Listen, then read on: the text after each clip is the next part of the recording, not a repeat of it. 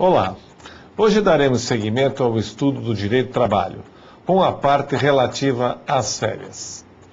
Mas antes, eu gostaria de fazer alguns comentários a respeito da nossa disciplina. Vocês já observaram a quantidade de matéria que estudamos até aqui? Sugiro que, sempre que puderem, repassem os temas vistos, de modo a auxiliar no processo de fixação. Lembrem-se que quanto mais vocês repassarem a matéria, maior será a fixação do conhecimento. Assim, que tal relembrarmos alguns dos pontos até aqui estudados? Ao longo de nossas aulas, nós estudamos o conceito de direito do trabalho e sua divisão. Estudamos as fontes de produção das normas trabalhistas, apresentando uma divisão entre as fontes materiais, que são as relativas à história do direito do trabalho, e as formais, estas sim, que tratam das normas que regulam as relações trabalhistas, sejam individuais, sejam coletivas. As fontes formais se subdividem nas de direito interno e de direito internacional. As de direito interno podem ser de produção estatal e não estatal. As primeiras decorrem da atuação do Estado, por meio dos seus três poderes: legislativo, executivo e judiciário. O poder legislativo, como nós sabemos, cuida da criação de normas e, por isso, contribui com a Constituição Federal e com as diversas categorias de normas, não esquecendo da CLT e das outras leis esparsas que tratam do direito do trabalho. O Poder Executivo, por sua vez, também produz normas. Por exemplo, as conhecidas MPs, isto é, medidas provisórias, ou então com as portarias, normalmente expedidas pelo Ministério do Trabalho e Emprego. Finalmente, vem o Poder Judiciário com a sua jurisprudência e a sentença normativa, por exemplo. Aliás, a jurisprudência mais importante em matéria trabalhista é composta pelos enunciados do Tribunal Superior do Trabalho, o TST. Ao lado das fontes formais de produção estatal, estão as de produção não estatal, que são produzidas pelos particulares, sem a interferência do Estado. Por exemplo, a convenção coletiva, o acordo coletivo, o regulamento interno e os usos e costumes. Atenção para a diferença entre convenção e acordo coletivo. Ambos são ajustes e condições de trabalho aplicáveis à categoria econômica, isto é, dos empregadores, e à categoria profissional, dos empregados. Tanto num como no outro caso, deve estar presente o sindicato da categoria profissional, isto é, o sindicato dos empregados. Na convenção, que é um acordo mais amplo, estará presente o sindicato da categoria econômica, ou seja, dos empregadores, de modo que as condições pactuadas serão aplicáveis a todas as empresas e a todos os empregados da categoria envolvida. No acordo, estará presente a empresa ou as empresas, mas não todas, de modo que o que for pactuado será aplicado aos empregados e à empresa ou às empresas que firmaram o acordo coletivo. Perceberam a diferença? O regulamento interno da empresa é qualquer condição de trabalho, normalmente fixada, de modo unilateral pelo empregador, que dê direito ao empregado. Uma vez implementada a condição, não poderá ser subtraída do empregado, salvo se for uma condição mais benéfica. Por seu turno, os usos e costumes podem representar qualquer condição de trabalho decorrente da habitualidade com que se verifica.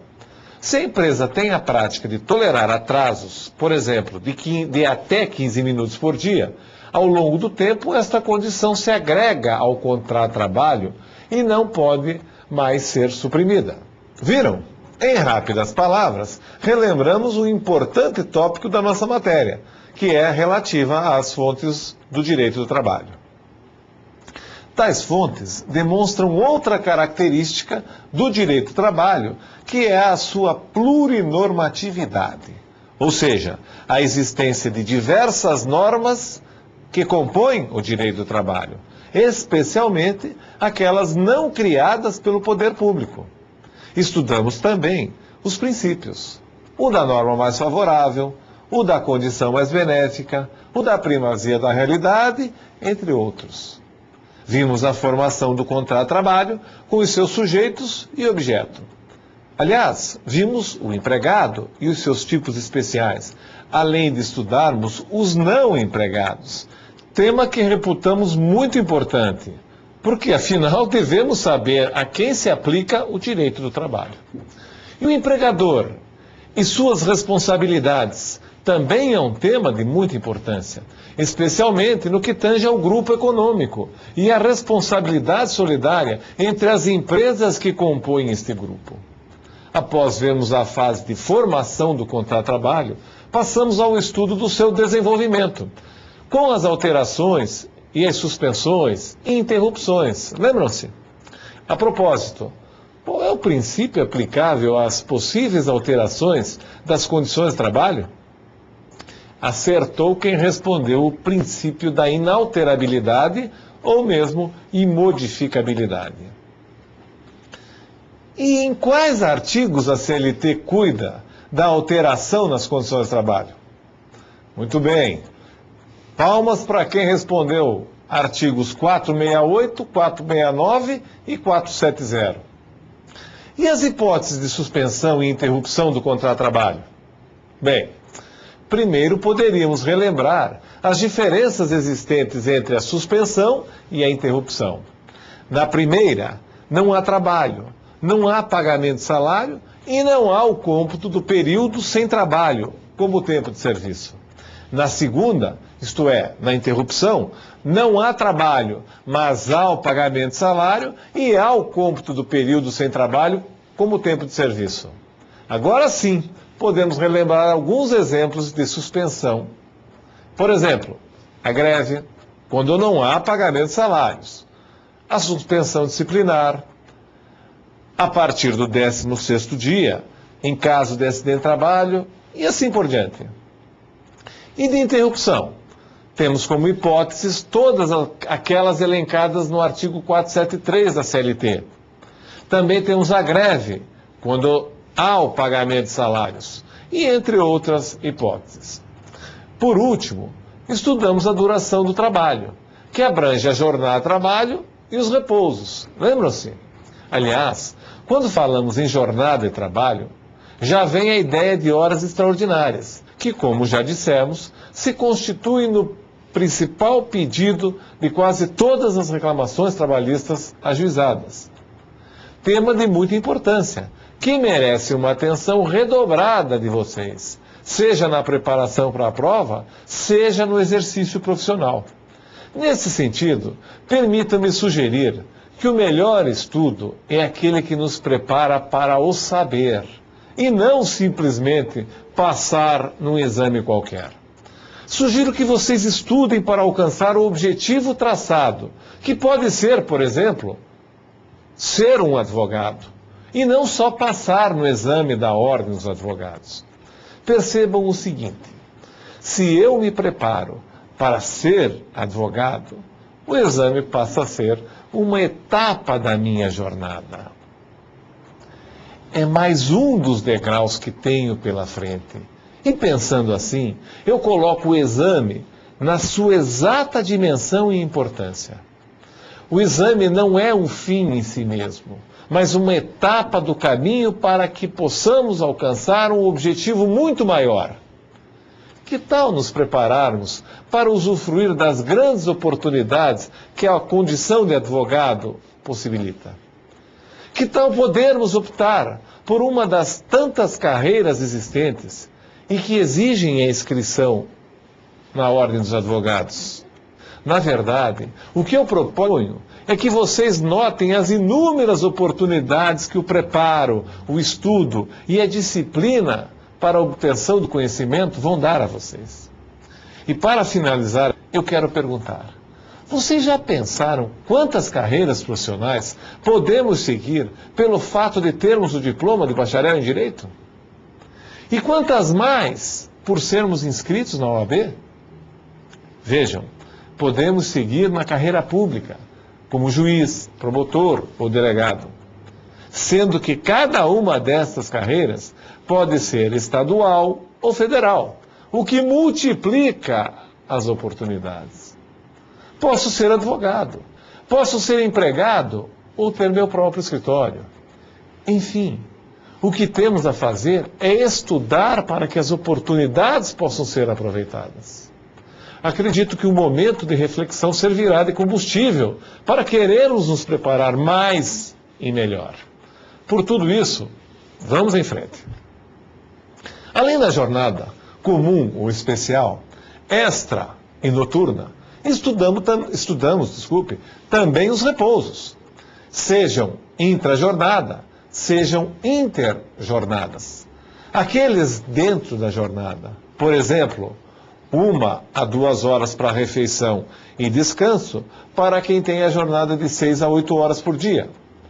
Ou a interjornada, que deve ser no mínimo de 11 horas entre uma jornada e outra. Estudamos o DSR, isto é, o descanso semanal remunerado.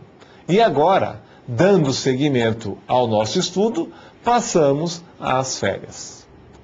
O direito de férias está regulado pela Constituição Federal em seu artigo 7º, inciso 17, e pelos artigos 129 a 153 da CLT.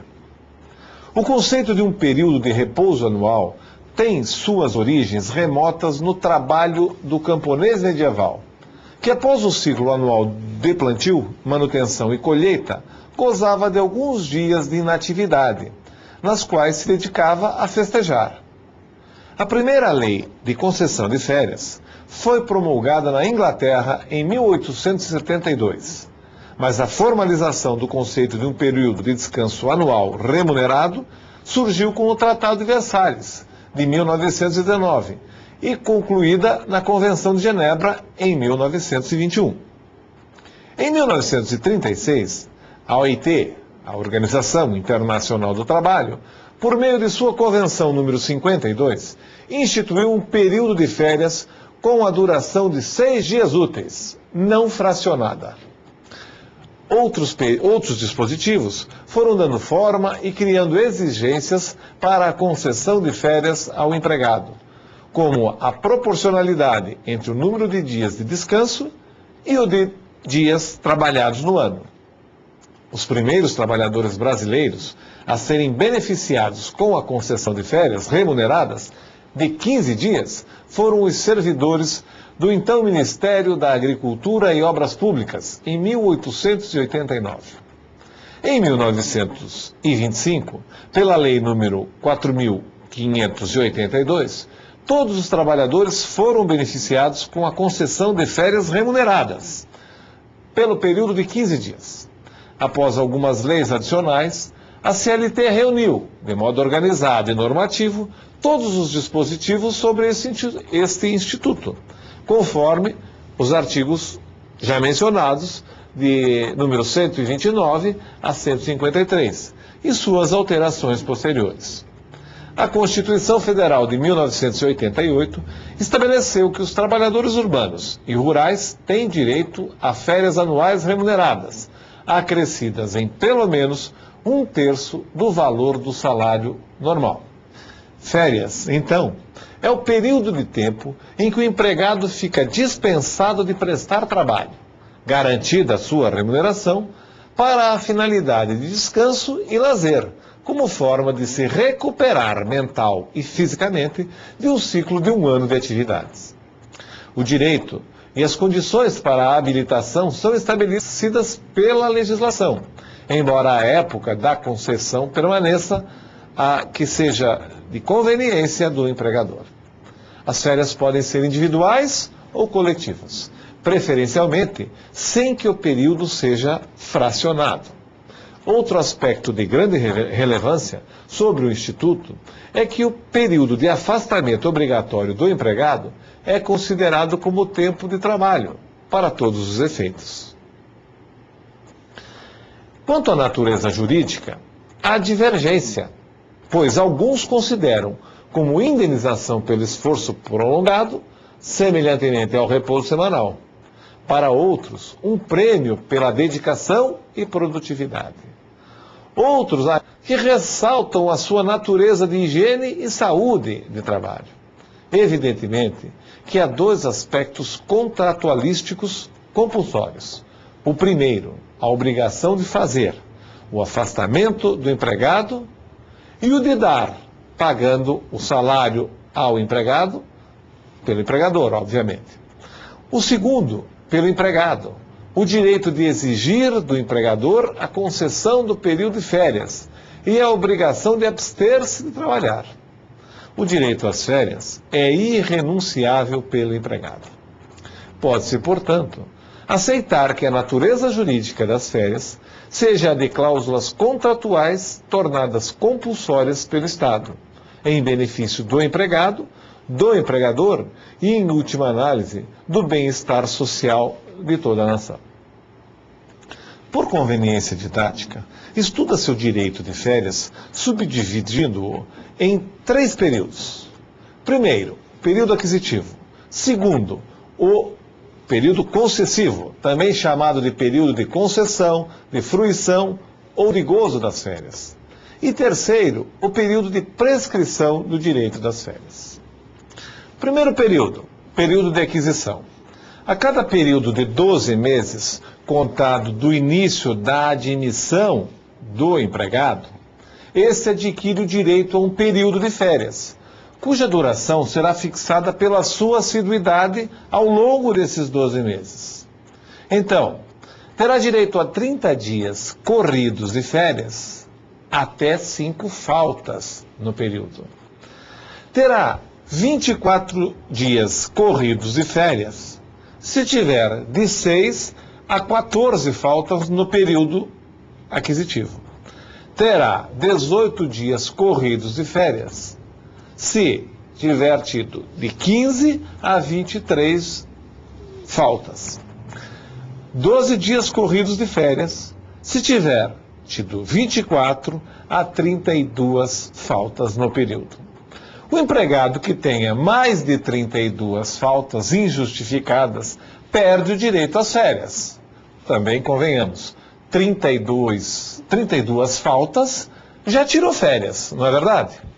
Note-se que não há o desconto no período de férias proporcional ao número de dias de faltas. De tal modo que está errado descontar, por exemplo, 10 dias de faltas do empregado, concedendo-lhe apenas 20 dias de férias. Nesta hipótese, o empregado tem direito a 24 dias de férias, como nós vimos. Por quê? Se o empregado tiver de 6 a 14 faltas, ele terá 24 dias de férias. No nosso caso, quem faltou 10 tem direito, então, a 24 dias, e não a 20, como num cálculo rápido e apressado se poderia pensar que seria o correto. Caso o contrato seja de tempo parcial, isto é, cuja jornada semanal não ultrapasse a 25 horas, o direito de férias a cada 12 meses de contrato de trabalho será na proporção estabelecida pelo artigo 130-A. Isto é, 18 dias corridos de férias, se a jornada dele for de 22 a 25 horas semanais. 16 dias de férias, se a sua jornada for de 20 a 22 horas semanais. 14 dias, se for a sua jornada de 15 a 20 horas semanais.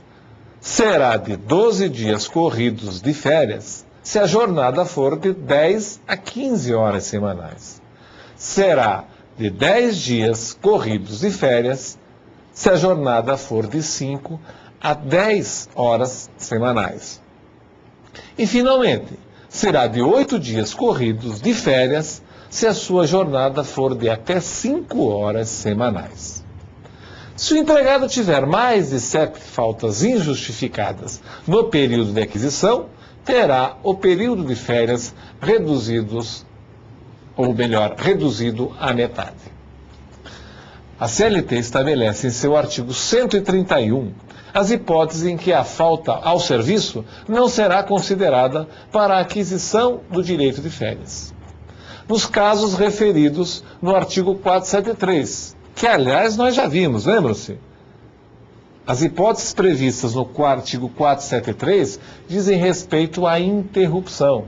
Aliás, vamos lembrar, quantos dias no caso de alistamento militar?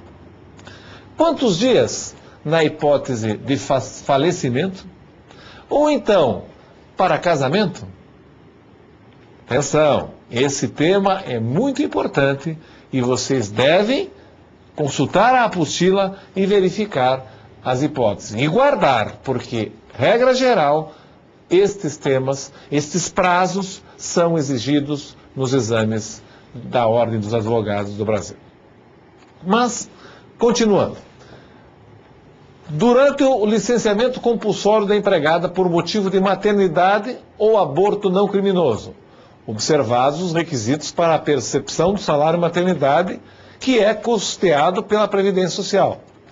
Por motivo de acidente de trabalho ou de enfermidade atestado pelo Instituto Nacional do Seguro Social, o INSS, excetuada a hipótese do inciso 4º do artigo 133. Justificada pela empresa, entendendo-se como tal a que não tiver determinado o desconto do correspondente salário. Durante a suspensão preventiva, para responder a inquérito administrativo ou de prisão preventiva, quando for impronunciado ou absolvido. Nos dias em que não tenha havido serviço, salvo na hipótese do inciso 3 do artigo 133. O tempo correspondente à licença gestante é considerado como tempo de serviço e é computado para a aquisição das férias. Por outro lado, o artigo 133 estabelece quando o empregado, no curso do período aquisitivo, perde o direito às férias. Deixar o emprego e não for readmitido dentro dos 60 dias subsequentes à sua saída. Permanecer em gozo de licença com percepção de salário por mais de 30 dias. Deixar de trabalhar com percepção do salário por mais de 30 dias em virtude de paralisação parcial ou total dos serviços da empresa. Tiver percebido da Previdência Social prestações de acidente de trabalho ou de auxílio-doença por mais de 6 meses, embora descontínuos. Quando o empregado se afasta para o serviço militar obrigatório, o tempo de trabalho anterior à apresentação para esse serviço é computado no período aquisitivo, com o que, ao retornar ao trabalho, aquele será computado para a aquisição do direito de férias, independente do tempo que tenha ficado afastado, desde que compareça ao estabelecimento no prazo de 90 dias, a contar da baixa do serviço militar. Tudo nos termos do artigo 132 da CLT. Período concessivo. Após o período de aquisição, inicia-se o período de 12 meses, denominado de período de concessão, no qual o empregador é obrigado a conceder, em um único período, as férias adquiridas pelo empregado, nos termos do artigo 134 da CLT. Percebam que o empregador tem o direito de determinar quando o empregado deve usufruir o seu período de férias, e não o empregado, porque é o empregador que organiza a empresa e sabe quando pode conceder ou não o período de férias. Entretanto, como já vimos, o empregador tem um período para conceder as férias que é dentro de 12 meses, a partir da aquisição do direito. Atenção, não vamos confundir. O período de aquisição, o primeiro, é de 12 meses, contados da data do início do contrato. O segundo período, que é o período de fruição, de gozo ou de concessão, também é de 12 meses. E percebam que ele é corrido. 12 meses para adquirir o direito e 12 meses para usufruir o direito às férias. As férias poderão ser concedidas em 2 períodos, excepcionalmente, sendo que um deles não poderá ser inferior a 10 dias, desde que o empregado não seja maior de 50 anos de idade ou menor de 18 anos, Nestes casos, as férias serão concedidas em um único período, sem fracionamento. Há o direito de coincidência dos períodos de férias do empregado estudante menor de 18 anos de idade, que pode fazer coincidir o período de férias escolares com o seu período de férias no trabalho. E aos empregados membros de uma mesma família, para que tenham férias na mesma época, desde que sem prejuízo ao serviço, a teor do artigo 136 da CLT. Atenção! Os familiares poderão usufruir das férias no mesmo período, desde que não seja prejudicial ao serviço. Por exemplo, se tivermos marido e mulher trabalhando na mesma seção, provavelmente, dependendo do número de empregados nessa seção, nesse departamento, os dois não possam tirar férias no mesmo período para não inviabilizar o trabalho, o serviço. Portanto, nessa hipótese, não há esse direito de coincidência. Ao contrário, se não existir prejuízo para o serviço, para o trabalho, para a empresa, aí sim os dois poderão usufruir das férias no mesmo período. Já o artigo 135 da CLT estabelece que o empregador deve participar por escrito e com antecedência de 30 dias a concessão das férias.